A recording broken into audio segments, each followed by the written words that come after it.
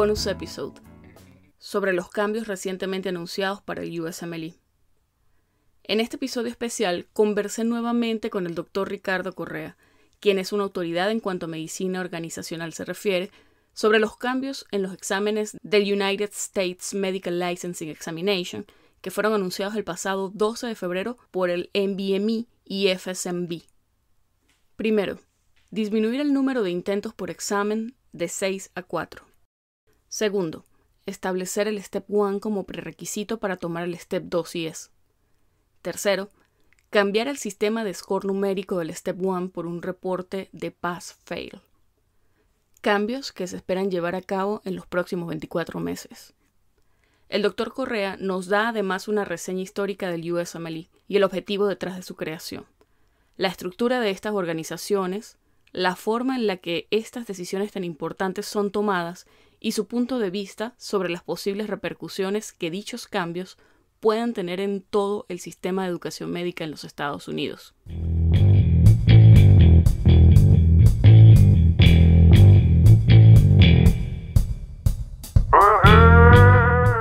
Estás escuchando Pluripotenciales, el podcast de la doctora Sheila Toro. Forma parte de una comunidad médica en la que se exalta cooperación en lugar de competencia y escucha voces auténticas que relatan historias de resiliencia, perseverancia y reinvención.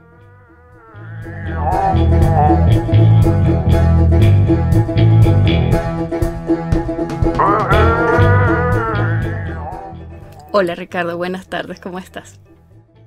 Bien, ¿y tú? Bien, bienvenido de nuevo al podcast.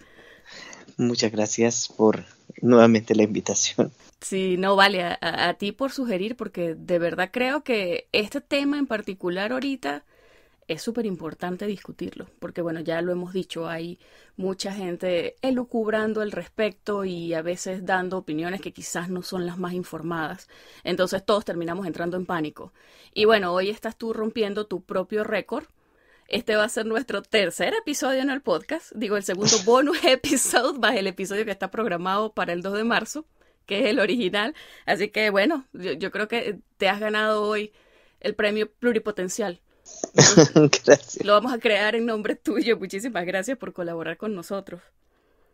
No, es un placer y como tú mencionas, pienso que es importante a veces ver todos los lados, los puntos de vista de cuando una noticia así pasa. Sí, y de nuevo, creo que es súper importante discernir cuál es el mejor lugar para conseguir información y quiénes están dando opiniones y quiénes están dando información, porque hay diferencias. No ha salido aún el episodio, pero yo hablaba con el doctor Cisneros acerca de la diferencia entre opiniones y opiniones informadas. Creo que definitivamente hay que mantener siempre en mente que aquí la diferencia existe. No toda la información porque te llega, no sé, de redes sociales es cierta. Entonces siempre hay que mirar mucho la fuente. Y hablando de la fuente, yo quisiera comenzar preguntándote acerca de tus qualifications, digamos. ¿Por qué tú estás calificado para emitir una opinión informada? Que sabemos que es el caso. Y creo que es súper importante que estés dando este paso en combatir la desinformación. Te cuento un poco, desde que vine a Estados Unidos siempre me ha interesado educación médica.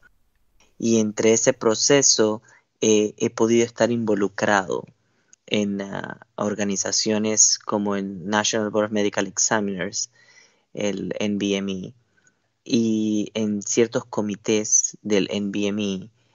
Y entre uno de esos comités es lo que ellos llaman USMLE Composite Committee, que es como el comité que maneja en sí todo lo que tiene que ver con USMLE. No hace las preguntas, no es el que decide mucho del manejo, pero es el que, como oversight, digámoslo así, que oversight el USMLE.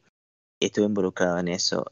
Aparte de eso, he estado involucrado, por ejemplo, con la asociación, la American Medical Association en educación médica y en otras organizaciones como el ACGME, que es la Accreditation Council de Graduate Medical Education, y el AAMC, que es la Asociación Americana de Medical College.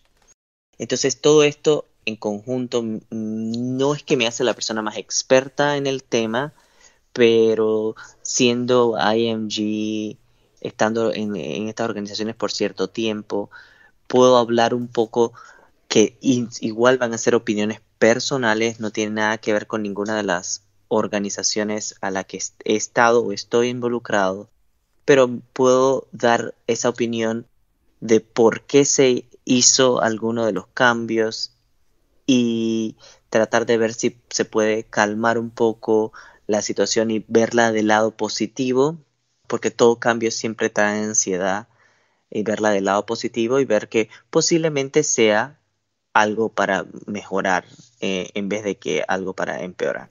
Sí, de hecho, en el anuncio que hicieron en el website, o sea, que hizo NBME y que hizo FSMB, que son sponsor de USMLE, cuando ellos hacen el anuncio, ellos hacen énfasis en que se tomó esta decisión consultando muchísimas personas por un periodo muy prolongado de tiempo, pensando siempre en el bienestar del estudiante y en facilitar la transición de la escuela de medicina a la residencia.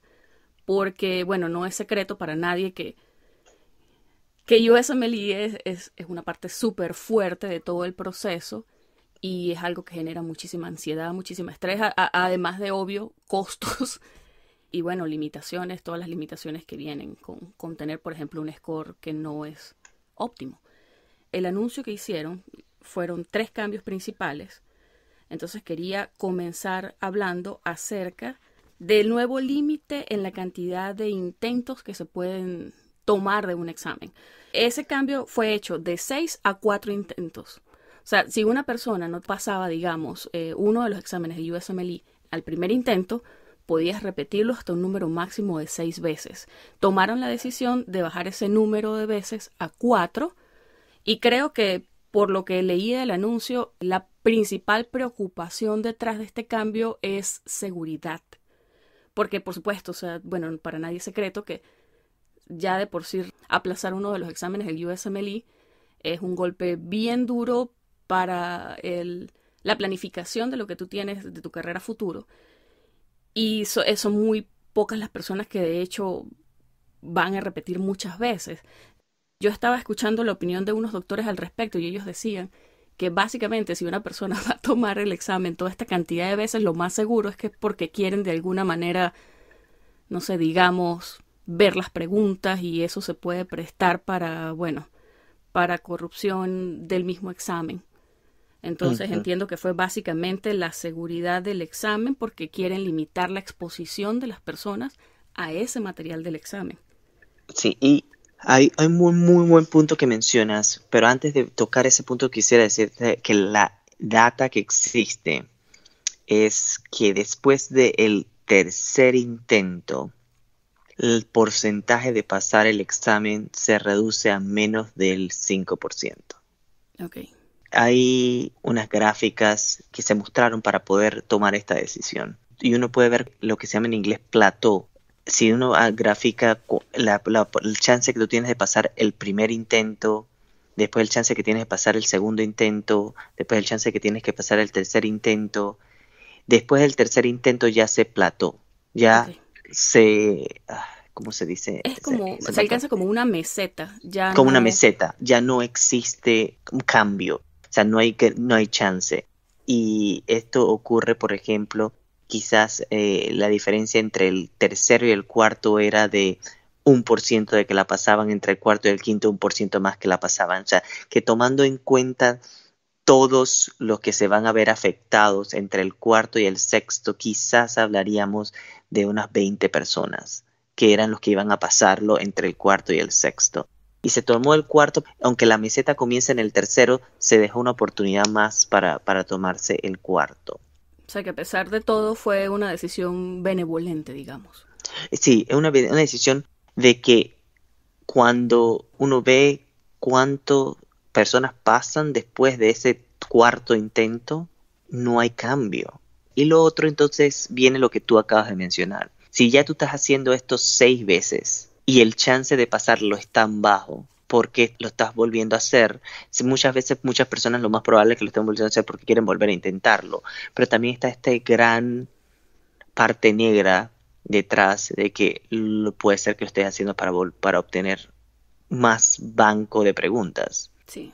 Si no hay un beneficio adquirido y lo que puede hacer es hay un riesgo, que no estoy diciendo que todo el mundo lo hace, eso no lo estoy diciendo, pero hay un riesgo adquirido en abrir preguntas al público que no deberían saberse.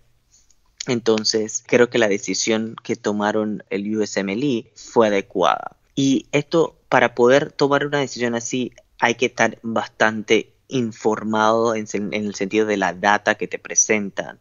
Y el USMLE, la ventaja que tiene que al ser unos exámenes tan organizados y tienen psychometrician, que son gente que se especializa en exámenes, ellos pueden ver estos trends y pueden ver esta data.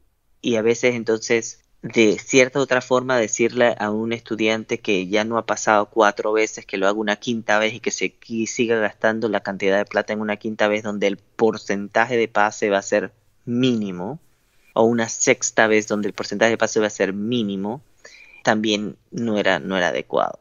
Sí, supongo que el riesgo-beneficio no justifica seguir alargando la cosa. Es una muerte lenta después de todo. Correcto. Y es data.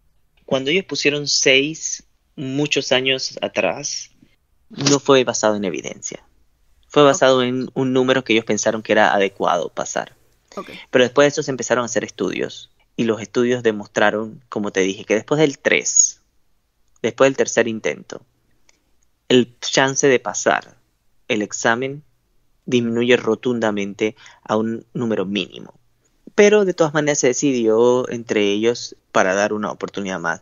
Y tampoco exponer mucho el examen por segundas intenciones no correctas que se puedan tomar. Sí, entiendo. Bueno, el segundo cambio que fue anunciado es que no antes del 1 de marzo de 2020, porque de hecho lo que te decía, ellos de esta manera es que anuncian las fechas, dicen no antes de. No es una fecha firme, no es final, digamos, pero sí que no antes del 1 de marzo del 2021 va a ser un prerequisito para presentar el Step 2 si es haber pasado el Step 1. Las razones en las cuales ellos basan esta decisión es básicamente que la vasta mayoría de las personas lo hace de esta manera. Primero, presenta el Step 1, quizás hasta el Step 2 sí que hay, pero siempre el Step 1 antes del Step 2 sí es. Americanos, internacionales, no hay diferencia. Ellos hablan de una vasta mayoría que lo hace de esta manera. También dicen que eso, en caso de afectaría solo a unas pocas personas. Esto dicen que es para proteger también la integridad del examen y limitar el tiempo y los recursos que las personas puedan usar pagando este examen, que por cierto es el más costoso de todos, muchas veces teniendo que viajar a otra ciudad para tomarlo porque en donde ellos están no lo pueden tomar, sin haber pasado antes por, digamos, el filtro de un examen de conocimiento que son los más complejos.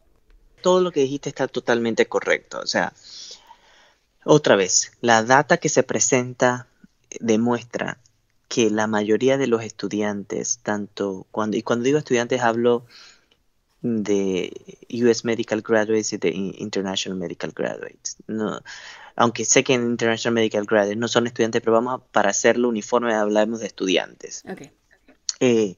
La data que se presenta es que la mayoría de las personas que toman el CS ya han tomado alguno de los 2 steps.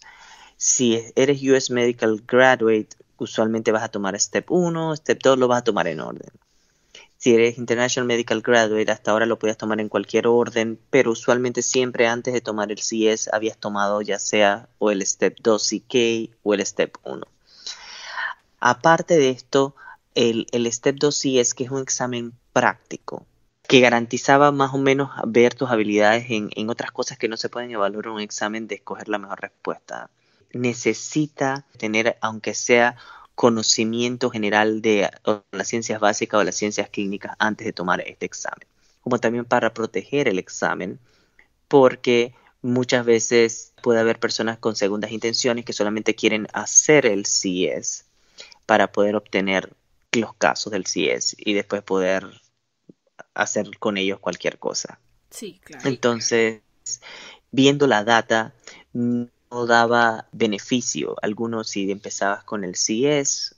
Mira, y moviéndonos al cambio que es realmente el más controversial en este anuncio, que fue cambiar el sistema del score para el Step 1, pasarlo de un sistema numérico a un pass-fail, eso haciéndose efectivo, como dije, no antes de enero 1 del 2022. Ha sido, te digo, controversial porque, bueno, hay muchísima gente que ha especulado, ha dado sus opiniones y a veces un poquito alarmantes al respecto. Y yo quería comenzar preguntándote sobre esto, si tú crees que vayan a haber consecuencias inmediatas a esto, a pesar de que se anuncia que son cambios que van a entrar en vigencia para el 2022. ¿Tú crees que vaya a haber algún tipo de consecuencia, digamos, en el match de este año? No. Inmediatamente no va a haber ningún tipo de consecuencia. Nada antes de 2022. Okay. Todo va a seguir igual, y en educación médica hay que darle un poco de tiempo a las cosas, por eso se esperó 2 años, porque hay que darle un poco de tiempo a las cosas que evolucionen. Okay. Y hablando de este tema, quería mencionarte un poco para entender por qué se da esto, es la historia de lo que son los USMLEs. Antes que existieran los USMLEs, existían diferentes tipos de exámenes. Había unos exámenes que se ponían a los US Medical Graduates, y había un examen que creo que se llama FLEX, que se ponía a los International Medical Graduates, que no era exactamente administrado por el National Board of Medical Examiners. El ECFMG tenía mucho que ver en ese examen, y así era como funcionaba antes. Claro que antes el proceso de aplicación a las residencias tampoco era un match, tampoco era un ERAS, donde no sometía las aplicaciones, sino que era cada uno mandaba su paquete por correo postal a los diferentes programas donde uno quería aplicar.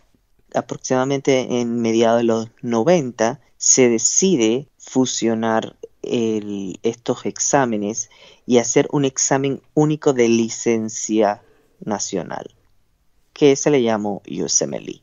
La visión del examen es hacer un examen de licencia para demostrar que ese estudiante tiene las mínimas calificaciones necesarias para poder ser médico y optar por una residencia en Estados Unidos. Todos los exámenes de licencia usualmente son pass or fail, porque lo que quieres es demostrar los mínimos requerimientos necesarios. El USMLE, esa fue la visión, hacer un examen de licencia. Okay. O, por ejemplo, otros exámenes de licencia son la licencia de conducir. Cuando uno va a tomar el examen de la licencia de conducir, hay un pass or fail. Tú no vas a ser mejor conductor si sacaste 99 en el examen o si sacaste 80 en el examen. Lo que quieres es garantizar que te van a dar una licencia, y lo único que la institución que te garantiza esa licencia, lo que quiere decir es que tú tienes los conocimientos mínimos requeridos. Okay. Entonces, lo mismo con los USMLEs. Otro ejemplo que no es de licencia pero es de certificación son los boards. Los diferentes boards que uno tiene que tomar al final de la residencia. Y digámosle, por ejemplo, en mi caso, que yo tuve que tomar el American Board of Internal Medicine, no importaba mi score, lo que importaba al final era si pasaba o no el examen. Y si soy board certified o no board certified. Okay. Los USMLE se crearon con esa intención. Un paréntesis para entender cómo funcionan los USMLEs. Los USMLEs, las dos agencias padres de los USMLEs, son el National Board of Medical Examiners, que todos sabemos que es el que construye el examen, pero el National Board of Medical Examiners no solamente hace esa función. USMLE es uno de los productos que tiene esta organización. Hay muchos otros productos, tanto nacionales como internacionales, que esta organización tiene. El que usualmente uno conoce más es el USMLE porque está en este área de medicina. Y el otro es lo que se llama Federation State Medical Board, que es la federación que agrupa a todos los Medical Licensing Board de los Estados Unidos en una federación. Y esta federación está encargada de regular las licencias a nivel general, aunque cada estado tiene la potestad de regular la licencia en su estado. Y cómo funcionan las leyes en Estados Unidos, cada estado es diferente. A veces es fácil sacar una licencia en un estado, más difícil sacarla en otro estado, depende de las características de cada. Pero hay una federación que se llaman medical boards. Puedes encontrar, por ejemplo, Arizona Medical Board, puedes encontrar Illinois Medical Board, dependiendo cómo se llamen en cada estado. Okay. Y ellos son los cargados en proveer la licencia médica. Entonces, todo ese grupo de boards, de medical boards, diferente a los boards de certificación, se reúnen en una organización que se llama FSMB, Federation State Medical Boards. Ellos dos son los, digámosle, los Parents Organizations del USMLE. O sea que miembros o staff members tanto del NBME como del FSMB pertenecen a un comité que forma el USMLE. O sea, hay que entender eso, que son dos organizaciones diferentes con diferentes propósitos. Una es Assessment, que es el NBME, y otra es Licensing, que es el FSMB, y se unen en formar este USMLE. El ECFMG no es un parent organization del NBME, pero es un colaborador en conjunto y muy pegado al USMLE. Y también en estas reuniones hay delegados del ECFMG. Aunque no sea un parent organization, se escucha, el ECFMG participa activamente en esto. Sí, entiendo. De hecho, en marzo del 2019 se llevó a cabo el INCUS, el Invitational Conference on USMLE Scoring. Yo recuerdo que cuando pasó esto estaba a través de las redes sociales, digamos, haciendo como una convocatoria para que llenáramos personas que participábamos en todo el proceso de licencias, estudiantes de medicina, gente que ya había tomado los exámenes, gente que estaba estudiando para los exámenes, para que participaran en una encuesta que hicieron y había una fecha límite, yo recuerdo, para obtener todos estos datos que eran opiniones de las personas y estudiar eso en el INCUS. Entonces yo quería preguntarte, ¿qué es el INCUS? Antes de continuar con el INCUS, quisiera un poquito terminar el punto anterior, porque es importante, creo que entender un poco de la historia de este proceso, porque cuando se crearon los USMLE para hacer un licensing exam, entonces esa fue la idea. Claro que originalmente se crearon y se empezaron a asignar scores. Y estos scores fueron cambiando a través de los años. Al principio se reportaban scores de 2 dígitos que fueron muy mal interpretados porque a veces se entendía que un 99 era el 99% de pase. Se trató de mejorar un poco a 3 dígitos en los últimos años y todo eso. Pero hubo una intención secundaria que no tuvo nada que ver o no fue originaria de los parenting organizations ni de la idea del USMLE, que fue una intención de filtrar o de utilizar los scores de los USMLE para filtrar a las aplicaciones de residencias. No fue la idea original, y hay que entender esto no vino de la idea original, sino que los directores de programa vieron una manera objetiva, como ellos le llaman, de poder filtrar a los aplicantes, que es una unintended consequences de hacer un examen, porque no fue planeado así, sino que pasó así. O sea, eso fue lo que vino y dijo, sabes que la manera más objetiva es hacer esto, y lo empezaron a hacer.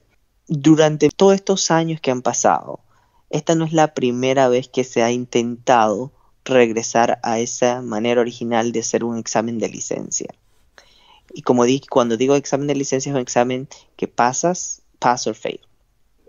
Aproximadamente hace como 4 años se comenzó nuevamente la conversación de ver si los exámenes de licencia, principalmente el Step 1, y las consecuencias no adecuadas, las unintended consecuencias que estaba teniendo el Step 1, está afectando, uno, a la salud o el bienestar de los estudiantes de medicina. Y ahora con el boom de Physician and Student Wellbeing, eso empezó a ser parte de esa discusión. Y si era relevante o había alguna predictividad del Step 1 a las áreas de aplicación de residencias. Okay. Con esta discusión que no empezó solamente con el INCUS, esta discusión comenzó mucho antes en las reuniones que tenían los comités, las parents organizations, todo eso.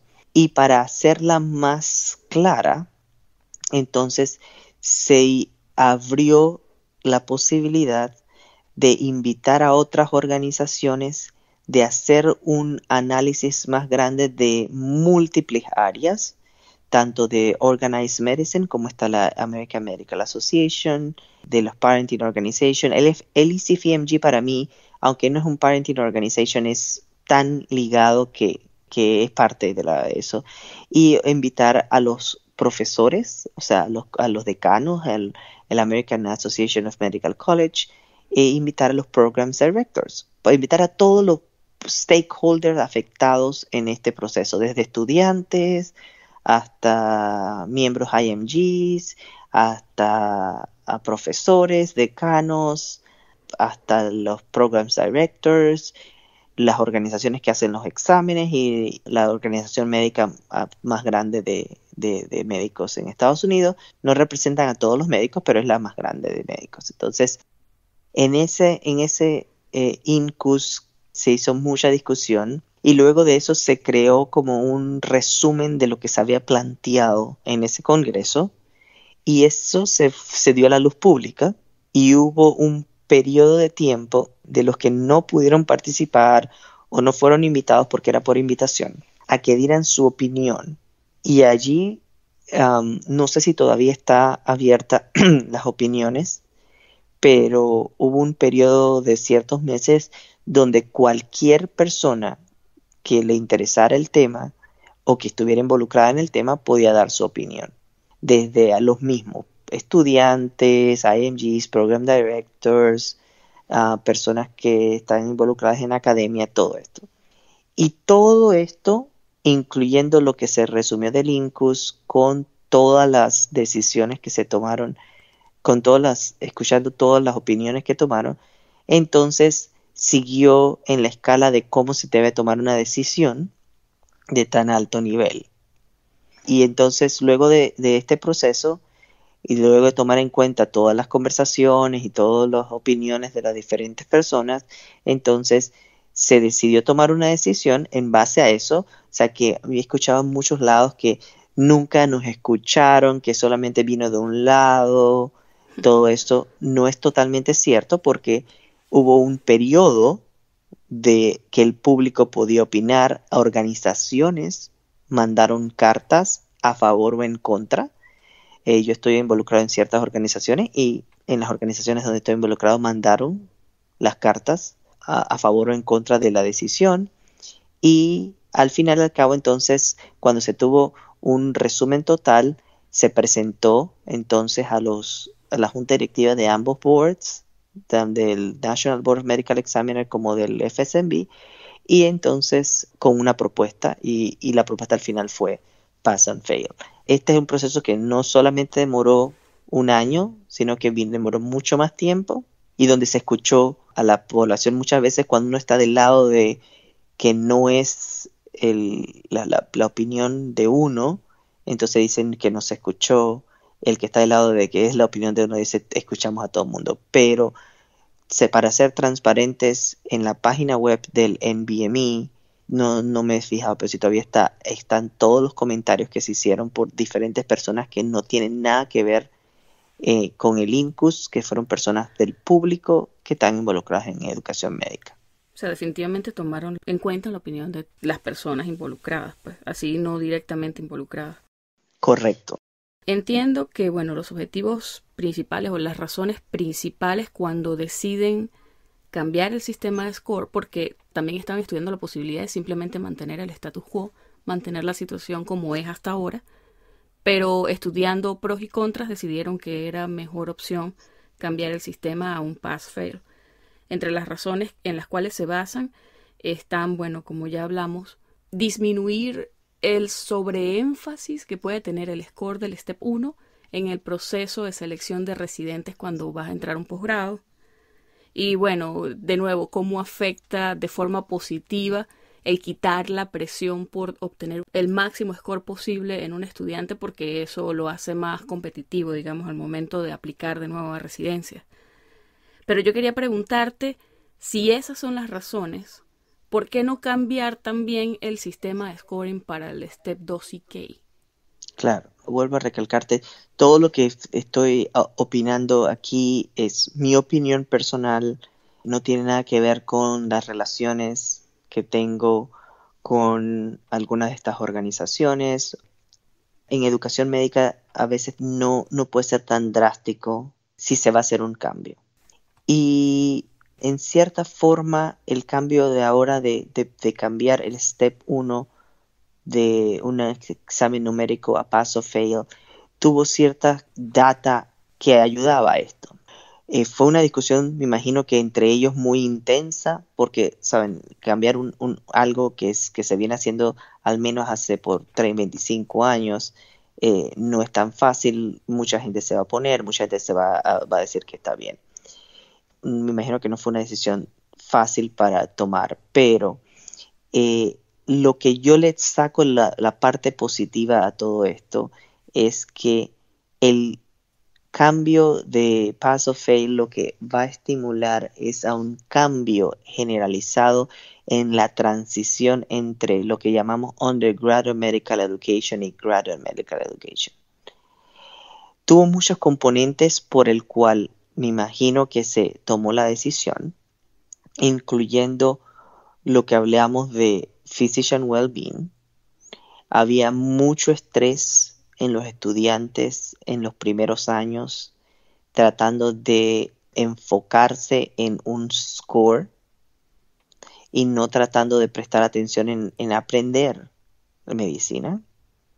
Y si lo vemos desde los International Medical Graduates, existen escuelas de medicina fuera de los Estados Unidos donde solamente preparan a los estudiantes para sacar la mejor nota posible en los exámenes, sin importar el conocimiento o no. Quieren que sus estudiantes saquen la mejor nota posible para que puedan entrar a una residencia, pero se pierde el concepto original que es aprender medicina. Claro. Entonces, una de las razones que se tomó fue, me imagino, esa, que el physician well-being o el student well-being es importante, y este estrés que le causaba a estos estudiantes al principio de su carrera, quizás entre el segundo y segundo año, al final de su segundo año, cuando tenían que hacer el Step 1, era bastante. Y lo otro era, pues, que la predictividad de ese examen para entrar a una residencia no estaba correlacionada con la parte clínica. La predictividad que tenía una persona que haya sacado una super nota no necesariamente que ibas a ser el super doctor en un examen que se basa mucho en ciencias básicas. Sí, claro. Entonces, ahí viene eso. Sé que, y lo que he escuchado mucho es que la parte más objetiva han sido siempre los exámenes, Step 1 y Step 2. Y que de cierta forma eso era importante porque si había que hacer algo objetivo, estos eran los exámenes más objetivos. Pero cuando uno lo piensa desde el otro punto de vista y dice, bueno, sí, sé que era objetivo, puede ser que le está causando más distrés a los estudiantes o puede ser que no, porque también he escuchado gente que dice que eso no les causaba distrés, pero cualquier examen causa estrés. Sí, bueno, todo lo que hemos pasado por ahí sabemos. Correcto, o sea, y cualquiera de causa estrés. Entonces, y si se estaba viendo que a veces no se estaba enfocando mucho, entonces, y regresando otra vez al punto de vista que son unos exámenes de licencia y que las unintended consequences que los directores de programas comenzaron a utilizar no eran las más adecuadas en seleccionar, el pass or fail lo que va a traer ahora es que se haya un cambio rotundo, shake the ground, para que entonces se comience a pensar en procesos que de verdad tengan predictividad y valgan la pena para un aplicante. Claro. Una opinión personal mía, por ejemplo, era que ¿cómo podría ser que para aplicar a una residencia súper competitiva, digámosle dermatología, radiooncología una súper competitiva, ortopedia, tenías que sacar la mejor nota posible en el examen. Digamos, tenías que sacar más de 260 en el examen. Cuando esas personas realmente en su clínica no van a aplicar los conocimientos más importantes de ese examen, que es patofisiología, fisiología, farmacología. Lo van a aplicar, pero no al grado comparado, por ejemplo, a un médico familiar o a un médico internista, que ese examen le serviría muchísimo más porque tiene que analizar la fisiología para poder entender y para poder dar una buena farmacoterapia. Y esas ciencias básicas es lo que hace. Entonces, clasificabas a una persona que sacó una super nota, podía entrar a una residencia que quizás ni en el futuro vas a utilizar ninguno de los conocimientos que aprendiste o que por los cuales sacaste esa nota en el examen. Y las áreas que más van a necesitarlo no necesitaban una nota tan alta. Claro, había más plazas que lo que hay en las otras áreas. Pero de cierta forma yo lo veía como injusto que el que más lo va a necesitar, las notas no eran tan importantes. Y el que menos lo va a necesitar, la nota era más importante. Y yo te contaba que en este sentido estaba escuchando unas declaraciones del doctor Michael Barone, que es el vicepresidente de Licensure de NBME. Y él decía que era más apropiado usar como métrica el Step 2 CK, de CK de Clinical Knowledge, porque tenía más validez al momento de predecir clinical performance del aplicante, lo cual tiene sentido. Sin embargo, esta fue, de nuevo, una opinión de este doctor en este momento, no fue la opinión de NBME, no fue lo que dijo el comunicado. Y quería preguntarte en este sentido, porque es una de las dudas más comunes. Si tú crees que el Step 2 CK va a ser ahora usado por los Program Director como, bueno, entre comillas, el nuevo filtro. Sí, estoy totalmente de acuerdo contigo. En los estudios que se han hecho y las correlaciones que se han dado, se ha encontrado que el Step 2 CK tiene más correlación con la parte clínica y los performance en los boards también que el Step 1. Eso es totalmente cierto. O sea que el Step 2 quizás sea una métrica objetiva, pero más relacionada con la clínica. Sí, más quizás realista en este caso. Correcto. Ahora con la pregunta de que si el Step 2 va a ser la métrica que se va a utilizar para seleccionar, es difícil decir en estos momentos si va a ser o no. Por cierta parte, lo veo como que el Step 2 lo va a hacer, porque en educación médica necesita, como siempre, como menciono, necesita un tiempo para hacer un cambio. Entonces, sí lo veo como que en estos primeros años quizás el Step 2 sea esa métrica. Sé que trae ciertas consecuencias, por ejemplo, para los estudiantes de Estados Unidos, porque su Step 2 muchas veces los tomaban no exactamente antes de la aplicación y ahora las estructuras van a tener que reorganizarse de manera que lo tomen antes de la aplicación y que esa nota esté antes de la aplicación. Pero más allá de tomar en cuenta a un examen, lo que mucha gente está proponiendo y que estoy totalmente de acuerdo es hacer una revisión holística del aplicante, no solamente numérica. Y sé que en un proceso de una revisión holística hay una parte subjetiva y hay una parte objetiva, y eso no va a cambiar. O sea, la parte subjetiva sé que es difícil y hay que encontrar, y eso es por eso creo que este es el momento adecuado de que las personas que están interesadas en educación médica y que están interesadas en cambiar estos sistemas vengan y empiecen a brainstorming y a sacar ideas para hacerlo. Te puedo decir, por ejemplo, en el área de medicina interna ya se está planeando algo, ya está involucrado muchas organizaciones en medicina interna para tratar de hacer este cambio. En el área de ginecobstetricia hay un artículo muy bueno publicado hace 3 o 4 semanas en el New England Journal of Medicine. La primera autora es la doctora Maya Hamoud, donde ya están planteando escogencia de residencia a través de otro proceso en ginecología obstetricia. O sea, lo que trae como consecuencia, entiendo la ansiedad del momento de que ahora lo que era más objetivo, tanto para los IMGs como para la US Medical Graduate, era ese examen Step 1, ahora ya dejó de serlo. Entonces, pero lo que trae la ventaja, la parte positiva es que, bueno, entonces ahora empecemos a pensar outside the box. ¿Qué más podemos hacer? Si ya no tenemos un filtro inicial que es el Step 1, ¿qué podemos utilizar para filtrar a los aplicantes? Porque de verdad, o sea, revisar 3,000, 5,000 aplicaciones es bastante difícil, pero pueden haber metodologías diferentes como que le das un peso a cada uno de los componentes. Redistribuir, digamos, entre las otras variables en la aplicación este peso que antes tenía el Step 1. Correcto.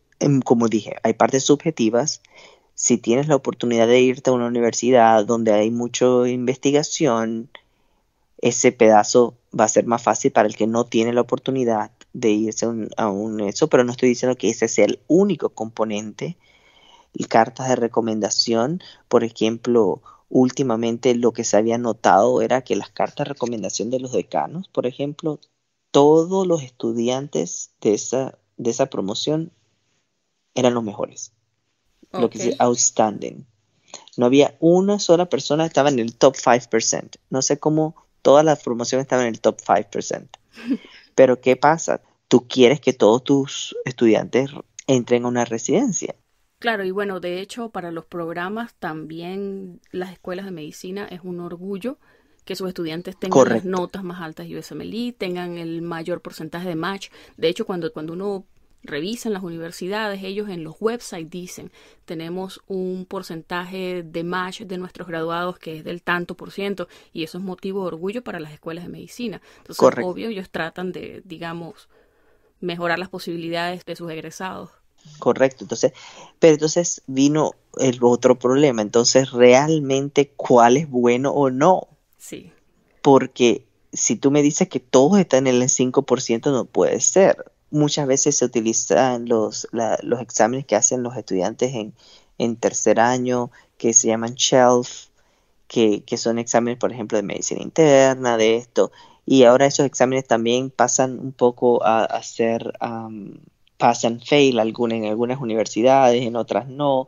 Entonces, creo que ese también es un cambio que tiene que venir de las escuelas de medicina. O sea, no puede ser que todo mundo, en lo que ellos llaman clerkship acá, que todo mundo en los clerkships sean los mejores. Y tú te das cuenta que los clerkships son, que sacaron la mejor y son los mejores. O sea, van a tener es un cambio total. Muchas veces como International Medical Graduates nos enfocamos de que nos va a perjudicar eso. No es cierto. O sea, esto lo que está haciendo es que está revolucionando todo. Porque ahora las escuelas de medicina de Estados Unidos van a tener que encontrar una forma de discriminar entre sus estudiantes y distribuirlos realmente en una campana de Gauss. Claro. Donde tienes a un grupo excelente, donde tienes a un grupo promedio y donde tienes a un grupo no tan bueno, y vas a tener que expresarlo en tus cartas. Claro, buscar la forma de adecuarse a estos cambios, porque lo que tú dices, tal cual va como que digas a sacudir las bases mismas de todo el proceso. Correcto, de todo el proceso, de toda la transición UME a GME.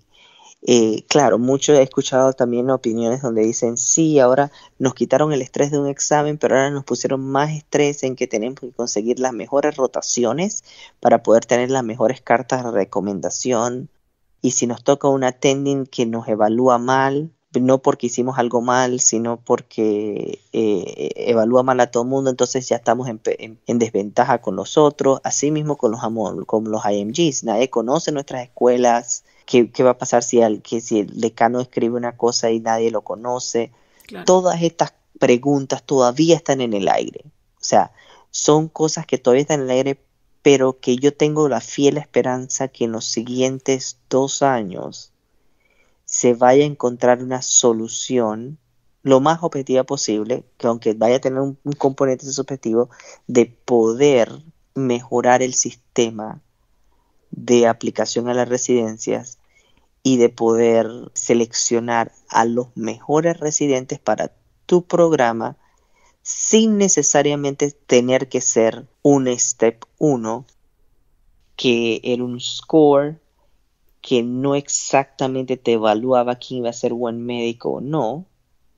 Como tú dices, quizás el Step 2 lo reemplace por un tiempo, pero yo tengo la esperanza porque estoy viendo lo que está pasando en el área de medicina interna, estoy viendo cómo hay grupos que se están estableciendo y relaciones que se están haciendo.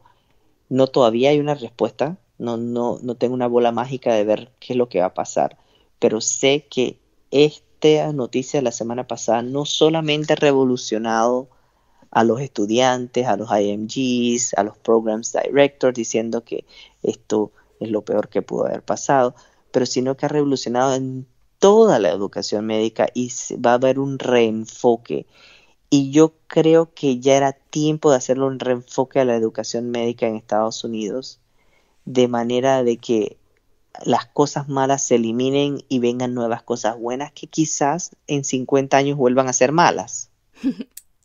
Eso no lo puedo predecir, pero que quizás en este momento solucionen el problema. Sí, yo he visto, bueno, en las semanas pasadas, de hecho, he visto un montón de memes de una cuenta que descubrí hace poco, que básicamente es una cuenta que declara abiertamente odio contra el USMLE y la denuncia como una institución borderline corrupta por la forma en la que todo se ha tergiversado y ha mantenido, o sea, lo que tú dices, en el tiempo se ha comenzado a percibir de forma más negativa lo que en un principio fue un cambio positivo. Y es inevitable que esas cosas pasen, sobre todo cuando, digamos, hay toda una industria que se ha desarrollado alrededor de esto.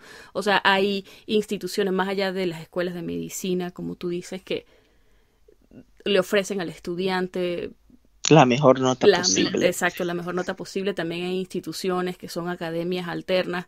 El ejemplo de Kaplan, el ejemplo de, bueno, no solo Kaplan, hay muchísimas compañías que lucran alrededor de todo esto y de hecho se está también especulando en el impacto económico que va a tener en esas compañías el hecho de cambiar la forma en la que se va a evaluar el Step 1, porque digamos ya no va a haber tanta presión en el estudiante por pasar y quizás la motivación por pagar decenas de miles de dólares en cursos y material de estudio también va a disminuir un poco. Y por supuesto eso va a favor del estudiante, pero en contra de toda esta economía que se mueve alrededor del Step 1. Pero bueno, de nuevo, claro, cambios, vamos a ver qué pasa. Está interesante. Correcto. Y lo otro es que yo sé que de la parte mala de ponerlo en pass and fail, la unintended consequence sería que ahora los estudiantes no se van a esforzar tanto en estudiar tanto para el examen porque ya, si lo paso, lo paso. Y esa no es la idea tampoco. Porque yo entiendo, cada cosa, cada cambio tiene su parte buena y su parte mala. Pero la idea no es de que, ahora como el Step 1 es pass and fail, no me voy a importar en estudiar ciencias básicas, porque eso no. La idea era tratar de ayudar, al estudiante a que no tuviera tanto estrés, aunque causa estrés en otros lados. Y 2, tratar de utilizar o crear o empezar que el sistema de educación médica en Estados Unidos comenzar a entender de que había que encontrar una forma alternativa de poder ser tanto que tiene un componente objetivo para poder parear o machear a esos estudiantes en los programas que deseen. Entonces, es tanto, cada cambio trae sus cosas buenas y malas. Yo, por ejemplo, mi esperanza es que vayan a haber más cosas buenas que malas, que va a cambiar un sistema que ya hasta este momento ya quedaba obsoleto, deseándole la suerte de un examen, qué podías hacer en la vida o no. y no a tus capacidades o tus competencias, que debería ser como se evalúe y que es como se está evaluando ya las escuelas de medicina en Estados Unidos a través de competencias. Ya es como se evalúan las residencias y los fellowships a través de competencias. Y ves cómo se va a evaluar al graduado, a lo que se llaman los diplomates de los boards, a través de competencias. Yo no lo veo mal lo que pasó, sino lo veo como una area for improvement, que ahora empecemos a ver cómo podemos evaluar competencias objetivas para que entonces cuando ese program director revise la aplicación diga, mira, esta persona tiene las competencias necesarias para ser un internista o un ortopeda o un cirujano. Y entonces este es el mejor para mi programa. En vez de una nota que mucha gente, y tú y yo conocemos gente que podemos considerar brillantes y que han sacado notas malísimas en los exámenes, o gente que son malísimos, y uno lo puede considerar, nunca mandaría a mi familiar a verse con esa persona, que se graduaron con nosotros, posiblemente, y sacaron una super nota en el examen, entraron a las mejores residencias. Entonces tú dices, pero ¿cómo se correlaciona? Porque muchas veces la gente tiene la habilidad de tomar exámenes que otra gente no tiene.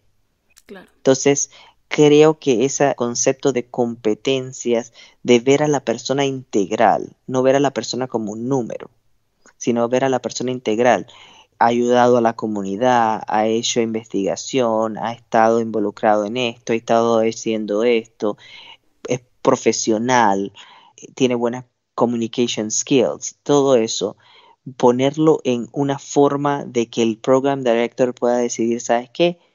Este es la selección que yo voy a escoger. Y entonces te seleccionan y no solamente una 260 que de verdad no representa a la persona. Sí, entiendo. Mira, ahora que tú mencionas, digamos, el esfuerzo que pueda poner el estudiante en la preparación, ¿no han hablado de cambios en el examen en sí o el pool de preguntas o si van a hacer cambios en el passing score? Sí, sin embargo, el anuncio hace la salvedad de que hay cosas que, bueno, que faltan por determinar, decidir y se van a seguir haciendo cambios complementarios en el futuro. ¿Tú crees que vaya también el cambio a afectar el nivel de dificultad de este examen de alguna manera? Personalmente yo considero el nivel de dificultad del examen no va a cambiar. No va a cambiar porque ese es otro tema y esa es otra forma de análisis. Cada uno de estos exámenes se analizan estadísticamente y se analizan de toda forma. Y el nivel de dificultad no va a cambiar. Lo que puede cambiar, y esto no es porque hubo este cambio, sino que cada cierto tiempo se analiza haciendo una campana de Gauss cuál es el mejor discriminador de cuál es la nota, aunque actualmente existe el pass or fail, lo único que te reporta en score, pero hay una nota, un score mínimo necesario, que en los últimos años ha ido cambiando. De mi época cuando lo hice acá hasta ahora ha ido quizás aumentando un poco más, y es porque cuando se analiza una cohorte de cierta cantidad de años, se ve si es necesario ajustar ese número. No espero y no creo que ese número vaya a cambiar en 20 puntos, como nunca lo ha hecho. O sea, si va a cambiar como siempre lo hace, en 1, 2, 3 puntos más. Independientemente de este cambio, iba a seguir pasando eso porque ellos se reúnen. Y quisiera hacer un paréntesis aquí, decirte un poco algo que porque tú mencionaste algo que sí, que los USMLEs y que la gente se lucra con esto, las organizaciones lo único que quieren hacer. Yo pensaba personalmente antes de entrar a la residencia que los USMLE fueron creados para que uno no pudiera entrar a la residencia. Eso fue lo que yo pensaba. Durante los meses que estudié y me maté y todo eso dije, pero qué locura. primero que, y cuando veía las preguntas digo, pero es que esta gente lo único que quieren es no meternos, hasta llegué a pensar es que lo que quieren sacar, y he escuchado esto, o alguien lo comentó, que lo que quieren es sacaros a los IMG de Estados Unidos. Nada, por favor, bórrense eso de la cabeza. Y les voy a contar mi experiencia. O sea, yo pensé que así era, hasta que me involucré en una de las organizaciones. Y el proceso de crear una pregunta para los exámenes no es nada fácil. Es sumamente difícil. Y lo digo porque estoy involucrado en eso. Uno, son voluntarios. Son médicos que hacen esto voluntarios. O sea, yo voy a esto y a mí no me pagan nada. O sea, lo hago porque amo educación médica y porque te mandan a escribir preguntas. Esas preguntas primero son pasadas por un filtro de edición, porque muchas veces el que escribe, hay cierto formato que tiene el examen y que uno a veces no lo escribe de esa forma, o sea que pasa por un proceso de edición que se regresa a ti para que tú revises si en esa edición hay un cambio de contenido. Luego que pasa ese cambio de contenido, hay un par que te revisa las preguntas y que te sugiere, bueno, mira, no entiendo o no. Luego que pasa eso, si hay una reunión donde todos los miembros de ese comité comienzan a leer pregunta por pregunta de cada uno de los que hizo la pregunta. Y cada uno que hizo esas preguntas, que entonces comienza, si alguien, y ahí no solamente hay de un área, como este es un examen que abarca todas las áreas, hay de muchas áreas. Si alguien en el comité no entiende la pregunta o considera que la pregunta es muy difícil o muy fácil o le falta algo a la pregunta se elimina. A pesar de que te haya tomado a ti mucho tiempo hacer una pregunta, por ejemplo, a mí me toma 1 hora y media hacer una pregunta. O sea, y a pesar de que haya tomado mucho tiempo, te eliminan la pregunta. Después de esto, ahí no termina todo. Después de esto, esta pregunta va a probarse. Y por eso la gente dice que no todas las preguntas que vienen en los steps se califican. Es verdad. Uh-huh. Hay unas preguntas que se prueban. Esas son esas primeras preguntas que acabaron de construirse que se prueban. Y a esa pregunta se le hace una estadística que los psychometricians tienen, que regresa nuevamente al comité el próximo año para ver si esa estadística es adecuada. Hay unos números que uno busca, una P, una R, que uno busca. Y si la pregunta al final tiene una adecuada cuando se probó, y es discriminatoria, porque a veces tú no quieres una pregunta que todo el mundo saque bien o que todo el mundo saque mal. Y si es adecuada, entonces esa pregunta pasa al examen final. Entonces ya sí es oficialmente el examen final. O sea que quizás una pregunta tarde 2 años en poder entrar a un examen. Con gente voluntaria y gente de staff que hicieron esa pregunta. O sea que el proceso de crear uno de estos exámenes no es tan fácil, y lo que quiere garantizar el examen no es fracasarte, sino es que al menos tenga los conocimientos necesarios en ciertas áreas. Entonces, eso es importante entender, porque sé que la gente empieza a decir, no, que es que esto solamente es para hacerse rico, para eliminar los IMGs, es porque... Y yo, de verdad, yo lo pensé, y lo he dicho en muchas de las reuniones, yo pensé que de verdad el NBME lo único que quería hacer era fracasarme. Y gracias a Dios tuve la oportunidad de estar dentro del NBME y ver que esa no era la intención, para nada. Bueno, esas son buenas noticias. Sí, la intención es tratar de hacer y crear preguntas que sean buenas. Por eso la intención actual que creo que las instituciones las instituciones padres tomaron de cambiarlo no es para perjudicar a nadie originalmente, o sea, no es porque quieren que entren menos IMGs o que quieren que los USMLE graduates tengan más estrés o que solamente entren, que he escuchado también que si estás en Harvard porque estás en una super universidad va a tener más valor que si estás en otra. No, creo que la intención principal es sacudir el sistema de educación médica, encontrar mejores soluciones basadas quizás en competencias para parearte en la residencia que tú quieres, porque si tú te vas a esforzar, porque yo quiero ortopedia, me voy a forzar en ortopedia y voy a tener todas las competencias necesarias para ser una ortopeda, entonces debería ir a ortopedia. Y ahora, aunque quiera ser un ortopeda, pero bueno, saqué un 215, ningún programa de ortopedia me va a entrevistar, y esa es la ilusión de toda mi vida. Entonces, o sea... Sí, el Step 1 sin duda destruye sueños. Correcto. Crea sueños y que destruye sueños. Mucha gente a veces he escuchado que me dice, bueno, yo pensaba irme a no sé, a X de medicina familiar porque eso pues es lo que pensaba y saqué 280 o 270, 280. Oh, y ahora cogí X. Entonces puede ser hasta astronauta si quieres con esa nota. Correcto. Entonces tú te dices, bueno, pero en sí es, al final y al cabo debería ser la decisión de uno qué es lo que quiere hacer. Y no sé Claro. cómo era, por ejemplo, en Venezuela, pero en Panamá uno aplicaba a la residencia que uno quería tener.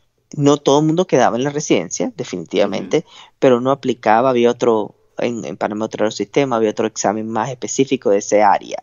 Okay. Había el examen general y había un examen específico de ese área, pero tú tenías, porque te motivaba, porque eso era lo que te movía el corazón y querías hacer esa residencia, tú aplicabas a esa residencia. Y entonces, claro que había un sistema de ponderaciones de si entrabas o no.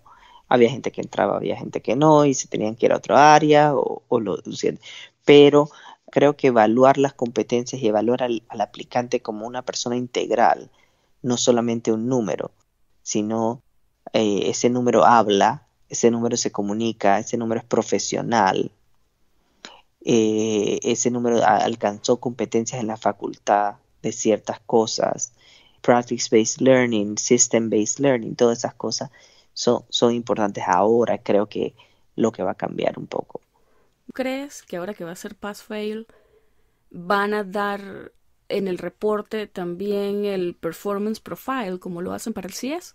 Eso es una cosa que la comunidad de educación médica debería exigir, tanto para el Step 1 como para el Step 2 como para el CS.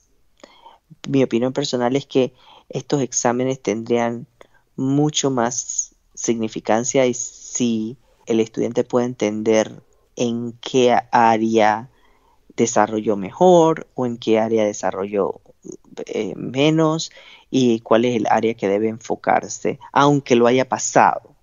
Okay. Porque no necesariamente pasarlo significa que eres excelente en todo.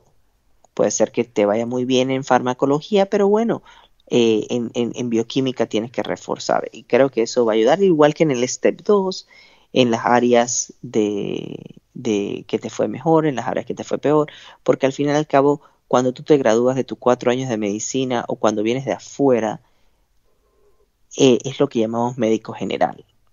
O sea, debes tener conocimientos básicos en todas las áreas de medicina. Sí, claro. Luego en la especialidad es diferente. ¿Tú tienes conocimiento de qué va a pasar con las personas que ya tengan un score de 3 dígitos y aplican después de la fecha en la que entran en vigencia estos cambios? Eso es otra gran pregunta y eso es una pregunta que todavía la comunidad de Programs Directors no ha decidido qué es lo que va a pasar. Ok, solo sé que nada sé. Correcto, porque lo que pasa es que, acuérdate, esto pasó la semana pasada. Sí, claro. Entonces, ahora estoy involucrado en la comunidad de directores de programa, o sea, hay de todas las opiniones posibles. Pero entonces ahora, claro, hay que encontrar qué va a pasar, por ejemplo, ese año. ese año que es el año crucial, en donde los estudiantes, un grupo va a tener nota, otro grupo no va a tener nota, si se va a tomar en cuenta o si se va a cortar y decir, bueno, la nota de pase fue esta y vamos a poner a todo el mundo paso fail, o qué es lo que va a hacer. Entonces, eso es lo que se está discutiendo ahora mismo. Van a venir muchas reuniones en este año que, por cierto lado, me ponen contento porque creo que es importante que se diera esta conversación. Y no se estaba dando. No se estaba dando. Desde hace mucho tiempo no se estaba dando porque es muy fácil mantener el status quo. Sigo seleccionando a mis residentes porque el Step 1 existe. Aunque no tenga predictividad, lo sigo usando para mi selección. Es el status quo y a todo el mundo le encanta mantenerse en el status quo y no cambia. Es más fácil. Ahora ya hay un cambio, entonces los directores de programa ahora tienen que comenzar a la comunidad, cuando digo que la comunidad médica, de educación médica, perdón, tiene que empezar a pensar, bueno, ¿qué va a pasar? ¿Qué voy a hacer? ¿Cómo lo voy a hacer? Voy a crearme esto, voy a crear lo otro. Como les dije ya, la OBGYN se adelantó. Ya tienen un sistema que tienen unas publicaciones que están probando, están haciendo todo esto. Se ganaron $1.75 millones de la American Medical Association para probar todo su sistema. Oh. O sea que no es algo tampoco que la gente no veía, no se esperaba. Como esto empezó hace unos años, ya había gente que se esperaba y son estos visionarios como la doctora Maya Hammoud, son estos visionarios que decían, ¿sabes qué? ¿Por qué no empezamos desde ya? Porque si bien o no, podemos haber encontrado una solución. Pero había otra gente. Entonces, lo bonito de esto, aunque vaya a tener una repercusión al principio y la transición va a ser difícil y todo cambio es difícil, es que quizás estemos creando un mejor sistema de educación médica en la transición de Undergraduate Medical Education a Graduate Medical Education para la siguiente generación. Bueno, Dios mediante. Mira, y para cerrar, ¿tú crees que vaya a haber alguna consecuencia específica para los IMGs? Por ahora, yo no creo que vaya a haber ninguna consecuencia específica para los IMGs.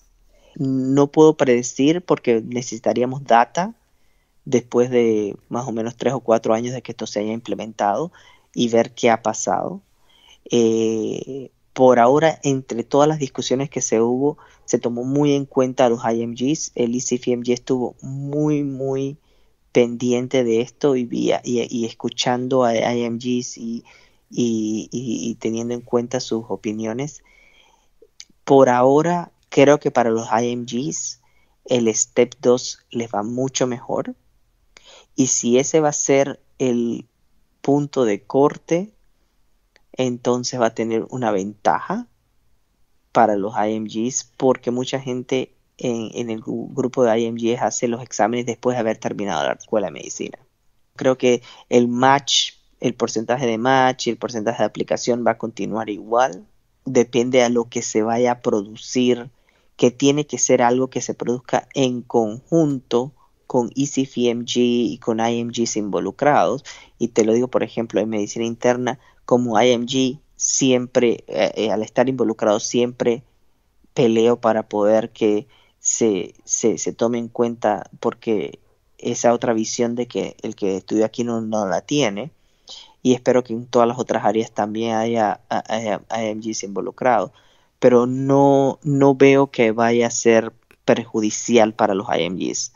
Quizás al principio va a ser quizás un poquito más beneficioso si tomas en cuenta que los Step 2, los IMGs lo hacen mejor, pero entonces también va a haber un cambio en ver las competencias y ver cómo se va a evaluar notas, esas cartas de decanos de que no son estandarizadas como las de acá, las cartas de recomendación. Aparte, si tomamos eso en cuenta, por ejemplo, el IMG que aplica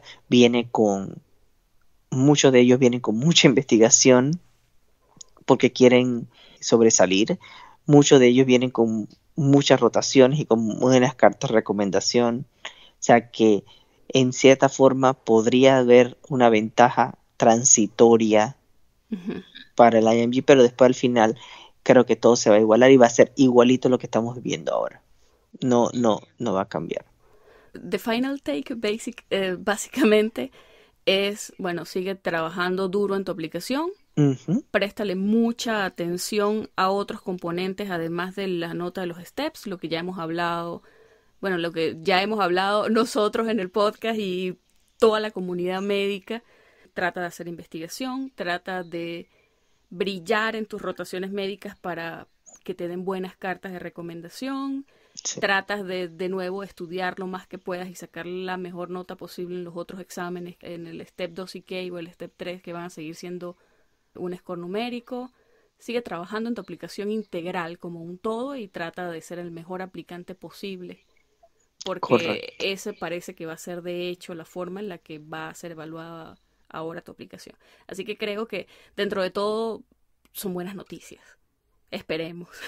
Esperemos, sí. No hay una forma, por eso te dije desde un principio, es mi opinión personal, al estar involucrado en todo esto y al ver cómo ha evolucionado la educación médica en el mundo y en Estados Unidos, creo que necesitaba un cambio y este cambio esperemos que sea para bien. Yo tengo mucha esperanza que sea para bien. Algo que quiero decir es porque he recibido comentarios que dicen ahora con estos nuevos cambios debería aplicar a Estados Unidos porque ahora yo no sé si... Claro que sí. O sea, sigue como tú dices, sigue con tu aplicación. No existe por qué por un cambio de esto no puedas aplicar a Estados Unidos. Si antes todo el mundo se quejaba de que las notas en el Step 1 eran malas y que no podían entrar porque sus notas en el Step 1 eran malas. Bueno, vamos a ver si eso se soluciona con este nuevo proceso. Y ahora, en vez de evaluar, yo siempre he sido un fiel proponente de que los exámenes estandarizados son objetivos, pero no evalúan a la persona como un médico, como un ser humano y un médico. Evalúan a aquellos que tienen habilidades y el que tiene habilidades es bendecido por Dios porque tiene habilidad de hacer exámenes, pero hay otros que no tienen esa habilidad y que son tan buenos como el que tiene la habilidad. Entonces es mejor evaluar a un humano como lo es y a un médico como lo es que solamente por una nota. Así que esperemos que ese sea el futuro. Bueno, Ricardo, muchísimas gracias por brindarnos el tiempo, por darnos tu opinión que, bueno, te he dicho, yo considero personalmente que es súper valiosa porque sé que has estado involucrado desde hace mucho tiempo en todo lo que es la medicina organizacional. Van a poder escuchar más al respecto cuando salga el episodio que está programado para el 2 de marzo. Así que, de verdad que 1,000,000 y gracias de nuevo por darnos tu opinión. Muchas gracias, Sheila, por la invitación y escríbenle a Pluripotenciales si tienen preguntas. Sheila me la hace llegar y lo más importante es tratar de calmar a la comunidad de IMGs y de ver la parte positiva de todo esto porque creo que van a venir buenas cosas y ser activos. Y si puedes que involucrarte en una de estas cosas, involúcrate para que así puedan escuchar tu voz y puedan escuchar qué es lo que estás pensando. Claro, y estés de protagonista de estos cambios, no como un observador desde afuera. Correcto, o un complainer que solamente que eso es lo que he visto todo hasta ahora, solamente complaints. Sí, es que es más fácil sentarse a quejarse, yo lo entiendo, a veces todos caemos en eso, claro. Pero bueno, Dios te pague, Ricardo, 1,000,000, muchísimas gracias y bueno, seguimos en contacto. Bueno, un placer, gracias, Sheila.